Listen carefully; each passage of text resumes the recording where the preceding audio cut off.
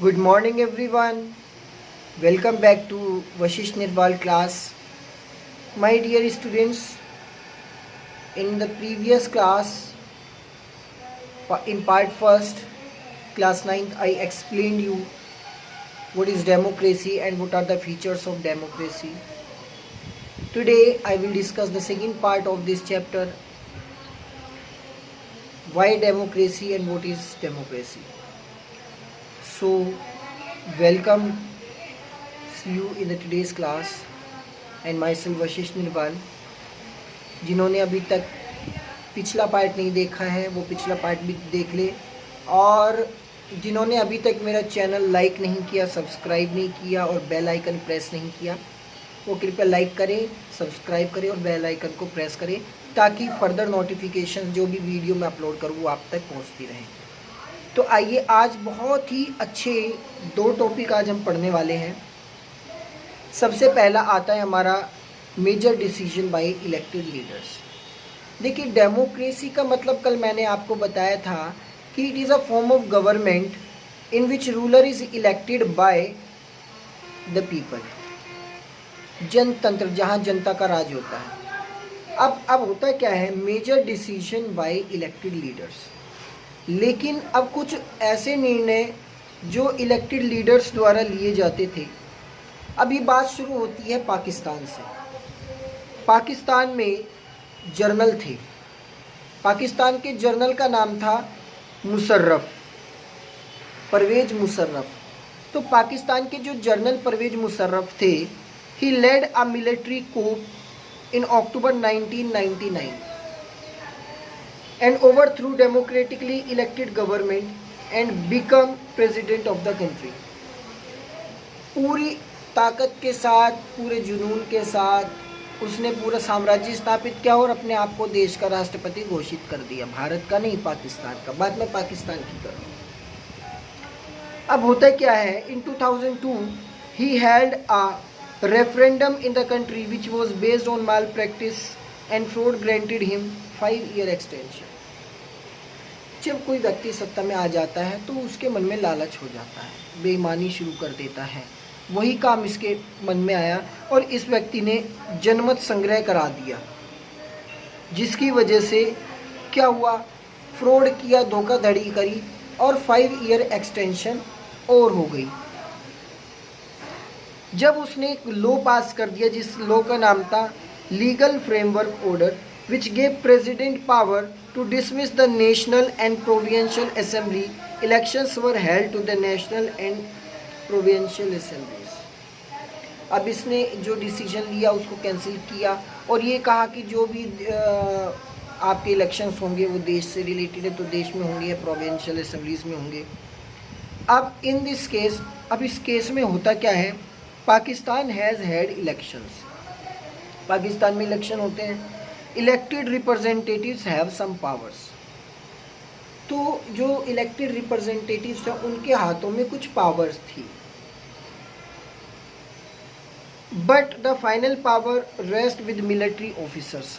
क्योंकि उस time general Musharraf president की पोस्ट पे थे, तो जो फाइनल पावर थी, सबसे ज़्यादा पावर परवेज़ मुशर्रफ के पास थी, जो वहाँ के जनरल थे, और उनकी मिलिट्री के पास थी, जिसने पूरे साम्राज्य में जनहित संग्रह कराया हुआ था। अब होता क्या है, जब सारी पावर एक ही बंदे के हाथ में है, आम जनता के हाथ में कुछ नहीं है, जैसा वो चाहे वो करे, तो क्या आप इस कंडीशन में कह सकते हैं कि पाकिस्तान एक डेमोक्रेटिक कंट्री, डेमोक्रेटिक नहीं कह सकते। क्योंकि डेमोक्रेसी का मतलब क्या होता है, डेमोक्रेसी का मतलब होता है जहां जनता का राज हो। लेकिन क्या यहाँ पे जनता का राज है? नहीं। यहाँ पर तो सिर्फ और सिर्फ एक व्यक्ति का, जो मिलिट्री कू से थे, जो जर्नल थे जिनका नाम परवेज मुशर्रफ था, सिर्फ उनका राज था। इन अ डेमोक्रेसी, देखिए डेमोक्रेसी क्या कहता है, एक final decision making power must rest with those elected by the people. तो डिसीजन कहीं ना कहीं उन व्यक्तियों के हाथ में भी होता है जो जिनको जनता चुने। ये नहीं कि कोई अपने आप आके अपने आप को राजा घोषित कर दे और फिर जो अपनी मनमानी चाहे वो करे, नहीं, ऐसे नहीं होना चाहिए। उसने जनरल मुशर्रफ ने आया और उसने अपने आप को वहाँ पे एस्टेब्लिश किया, बिना वोटिंग के, बिना कुछ, मतलब अपने आप की पूरी ताकत उसने वहाँ दिखाई। अब दूसरी तरफ जो है स्टोरी है चाइना की, जहाँ पे free and fair electoral competitions है, जहाँ पे बिल्कुल निष्पक्ष भाव से इलेक्शंस होते हैं। अब आइए, अब तक हमने बात करी पाकिस्तान की, कि अब इस पूरी बात से एक निचोड़ निकलता है कि यहाँ पे पाकिस्तान के अंदर जो मेजर डिसीजन लिया गया, मेजर डिसीजन लेने वाला कौन था? जनरल परवेज़ मुशर्रफ। और आम जनता की उसमें कुछ नहीं था, और जितनी भी पावर ऑफ अटर्नी थी वो उसकी मिलिट्री के पास थी, आम जनता के पास कोई अधिकार नहीं था। तो अगर मैं बात करूं तो यहाँ पे हम उसको डेमोक्रेटिक कंट्री नहीं कह सकते, हम पाकिस्तान को डेमोक्रेसी के उसमें नहीं गिन सकते, क्योंकि वहाँ तो जनरल मुशर्रफ उस पर रूल कर रहे थे। अब दूसरी तरफ चाइना की बात है। In China elections are held after every 5 years for electing the country's parliament called national people congress. देखिए, देश के अंदर हर 5 ईयर प्लान बनाया जाता है, हर 5 साल बाद इलेक्शन होते हैं, चाहे वो हमारा देश हो चाहे कोई और देश हो। तो चाइना के अंदर भी 5 साल बाद जो इलेक्शन हुए, और उसमें पार्लियामेंट्री, एक कंट्री ने एक पार्लियामेंट बनाया कॉल्ड नेशनल पीपल कांग्रेस, जिसको नाम दिया नेशनल पीपल कांग्रेस। ठीक है, before contesting elections a candidate needs the approval of the Chinese communist party. अब देखिए, बात होता क्या है, आप भारत में या किसी क्षेत्र में आप इलेक्शन लड़ते हैं, आपको क्या होता है, आपको भारत की नागरिकता होनी चाहिए, आप भारत में रहने वाले भारत के नागरिक हो। आप कैसे पता चलेगा कि आप भारत के नागरिक हो? पता चलेगा आपके पहचान पत्र से, पता चलेगा आपके आधार कार्ड से, पता चलेगा आपके राशन कार्ड में नाम से, पता चलेगा जिस एरिया में आप रह रहे हो या जहाँ पे आपका घर है, वो घर कितने साल से नगर पालिका में चढ़ा हुआ है, तहसील से, थाने से। तो अब कोई व्यक्ति अगर इलेक्शन लड़ने जाता है तो उसमें भी क्या होता है, एक प्रूफ होना चाहिए उसके पास। तो पहले जो चाइना में भी जो बंदा इलेक्शन कंटेस्ट करने वाला था, उसको चाइनीज कम्युनिटी से अप्रूवल लेना होता था। ठीक है, उसके बाद the government is always formed by the communist party, और जो वहाँ सरकार बनती थी वो कम्युनिस्ट पार्टी द्वारा बनाई जाती थी। Mexico holds elections after every 6 years to elect its president. Mexico एक जगह जहाँ पे इलेक्शन होता तो था, लेकिन वो हर 6 साल बाद होता था, जिसमें वो 6 साल में अपने राष्ट्रपति को चेंज करते थे। राष्ट्रपति के इलेक्शन हर 6 साल होते थे। But while 2000 every elections were won by a party called PRI। लेकिन 2000 से सिर्फ एक पार्टी जीतती आई जिसका नाम था PRI, और उसका जो दूसरा नाम था वो आप ये कह सकते हो इंस्टीट्यूशनल रिवोल्यूशनरी पार्टी, ये थी ये जो जीतती हुई आई। अब होता क्या है, opposition parties did contest elections but never manage to win.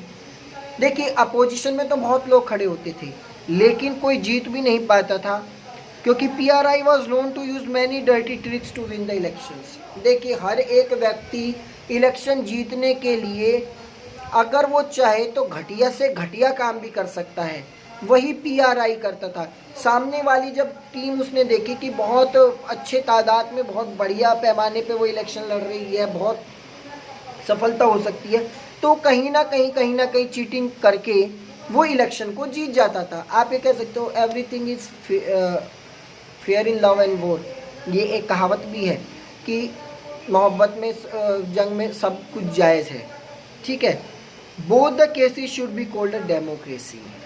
हालांकि दोनों केस हमने पढ़े, जहाँ चाइना में हो रहे थे इलेक्शन वो भी डेमोक्रेसी है, क्योंकि चाइनीज़ में क्या हो रहा है, लोग बागी तो इलेक्ट कर रहे हैं। मैक्सिको में हर साल 6 साल होता था, वो भी डेमोक्रेसी है। A democracy must be based on free and fair election. देखिए, PRI जीतने नहीं देती थी, वो बात अलग है, लेकिन PRI हमेशा दूसरों को मौका देती थी कि वो इलेक्शन लड़े, तो वो डेमोक्रेसी के अंतर्गत आता है। क्योंकि डेमोक्रेसी कहता है कि based on free and fair election where those currently in power have a fair chance of losing, मतलब मौका दो इन लोगों को भी, कम से कम वो हारे तो। अब होता क्या है, बात आती है 1 person 1 vote 1 value, एक आदमी एक वोट और उसकी कीमत। अब देखिए, 1 रुपये की भी कीमत होती है। आप समझ सकते हो कि वोट की कितनी कीमत होती होगी। एक एक वोट से व्यक्ति जीत सकता है, एक ही वोट से हार भी सकता है। There are many instances of denial of equal right to vote. बहुत सारे थे कि पहले टाइम में क्या होता था, लोगों को अधिकार नहीं होता था, इक्वल राइट नहीं होते थे वोटिंग के। जो हाई क्लास सोसाइटी होती थी, they only can go for the voting. In Saudi Arabia women do not have the right to vote. Saudi Arabia एक ऐसा देश जिसमें औरतों को वोट डालने का कोई अधिकार नहीं है। Estonia has made its citizenship rule in such a way that people belonging to Russia minority find it difficult to get the right to vote. और कुछ रशिया के भाग में रहने वाले जो माइनॉरिटी ग्रुप थे, जो छोटे वर्ग के लोग थे, छोटी क्लास से बिलोंग करते थे, जैसे शेड्यूल कास्ट, शेड्यूल ट्राइब से, उन लोगों को भी वोट डालने का कोई अधिकार नहीं दिया जाता था। उसके बाद इन फिजी एक जगह है, the electoral system in such that the vote of an indigenous Fiji has more value than of an Indian Fijian. जो वहाँ पे फिजी के अंदर रहने वाला व्यक्ति था, वहाँ पे सबको नागरिकता थी, सब वोट डालो, लेकिन जो उसमें मुख्य अहम भूमिका, या आप कह सकते थे जो मेजॉरिटी दी जाती थी, जो फिजियंस थे, जो वहाँ के ही रहने वाले लोग थे, उनको दी जाती थी, ना कि इंडियन फिजियंस को। तो इन अ डेमोक्रेसी के अंदर each adult citizen must have 1 vote and each vote must have 1 value. Democracy के अंदर जनता का राज जहाँ होता है, वहाँ पे जनता की 1 वोट होती है, और उस 1 वोट की कीमत इतनी होती है कि वो किसी को जिता भी सकता है, किसी को हरा भी सकता है। So my dear student, today I am winding up this part 2 here, and in the very next class I will go with the rest of the chapter, and in the next class in part 3 we will complete the chapter. So I hope each and everything is clear to you.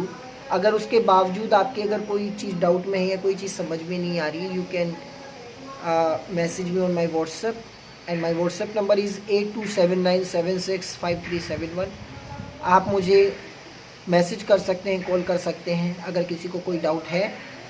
और बहुत important चीज़ जो मैंने आपको video की starting में भी कहा था, like my channel, subscribe my channel, और प्लीज़ बेल आइकन को प्रेस करना मत भूलिए, क्योंकि बेल आइकन से आपके पास मेरी फर्दर वीडियोज़ की नोटिफिकेशंस आती रहेगी। Thank you and have a nice day.